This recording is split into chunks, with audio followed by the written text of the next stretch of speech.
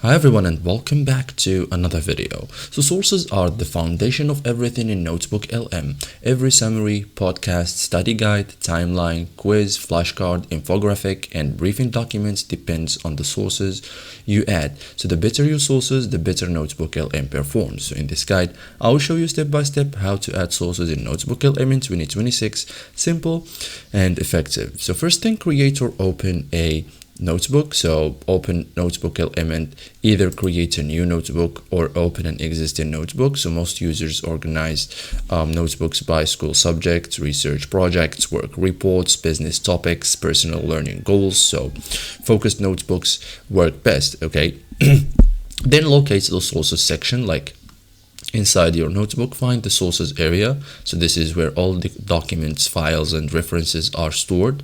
So everything NotebookLM generates will be based on the materials found here. So sources act as the notebook's knowledge base. So choose the source type, like NotebookLM supports multiple source types. So common options include PDF files, Google Docs, Google Slides, text documents, research papers, articles, notes. So the available options may vary as NotebookLM continues to evolve. Okay, so different sources types can be combined in one notebook. Then upload file, like select the file you want NotebookLM to analyze. Like examples include lecture notes, reports, ebooks, research papers, meeting notes, project documentations. Okay, so after uploading, NotebookLM begins processing the content.